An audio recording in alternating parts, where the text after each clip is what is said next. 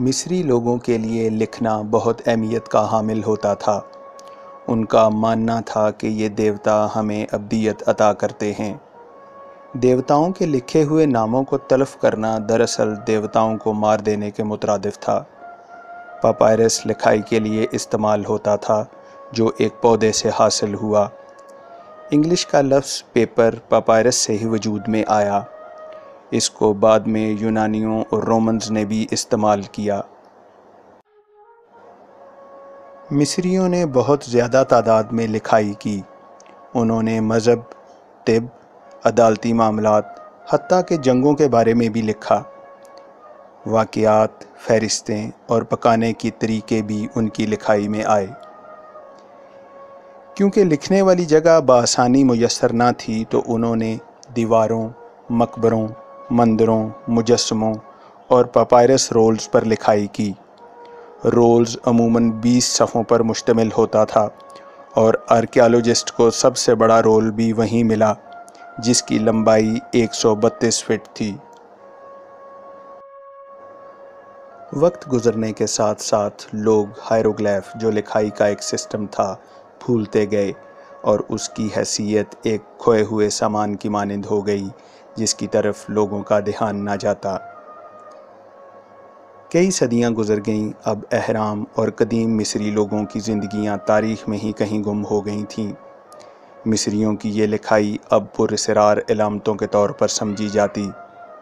کچھ لوگوں نے وقت گزرنے کے ساتھ ساتھ اس لکھائی کو سمجھنے کی کوشش کی مگر وہ اس کو سمجھنے سے قاصر رہے۔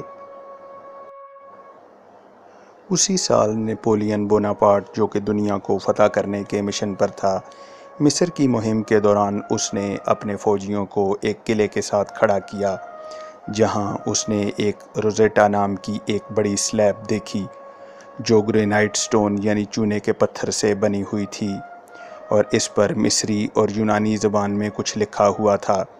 جب اس کو ماپا گیا تو یہ 44 انچ لمبی اور 30 انچ چوڑی تھی اور اس کا وزن 762 کلو گرام تھا۔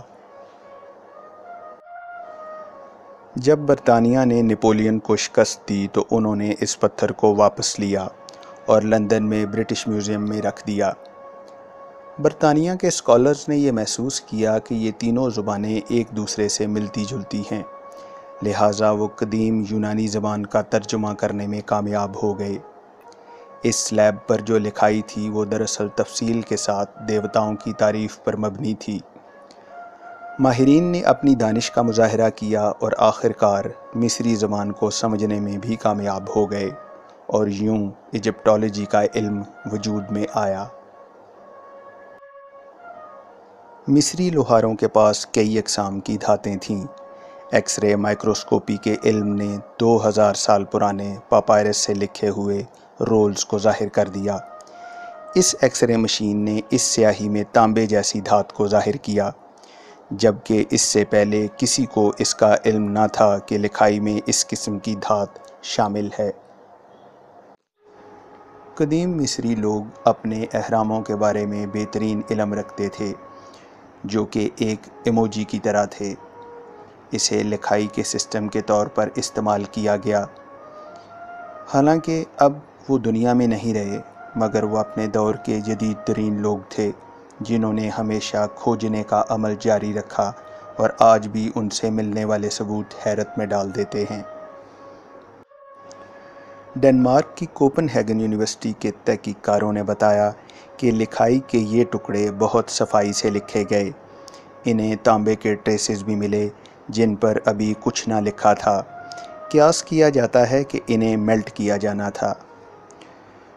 شروعات میں ان لکھائی کے حصوں کو سنبھالنے کی طرف کوئی خاص توجہ نہ دی گئی اور یہ سینکڑوں سال اسی طرح پڑے رہے جس سے وہ بکھرتے گئے اور یوں لکھائی مکس اپ ہو گئی اور جس سے پڑھنا بھی مشکل ہو گیا، مگر امید ہے کہ ریسرچ کرنے والے جلد ہی اس کا کوئی حل ضرور نکال لیں گے۔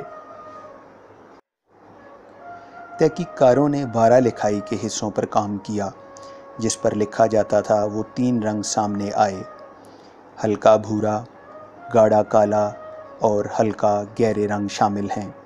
یہ سب کچھ ایکس رے مائکروسکوپی کی بدولت ہی ممکن ہو سکا۔ اس ٹیم نے 4 مزید نمونوں کا جائزہ لیا جس سے لکھائی میں تانبے کی واضح موجودگی ملتی ہے۔ ایک نمونہ ایسا ملا جس میں سیاہی کاربن پر مشتمل تھی۔ دوسرے نمونے سے کالک کا پتہ چلا جو دھاتوں کے پروسیس کرنے سے حاصل ہوئی، لیکن سیاہی حاصل کرنے کے تمام اجزاء تانبے دھات سے حاصل ہوئے۔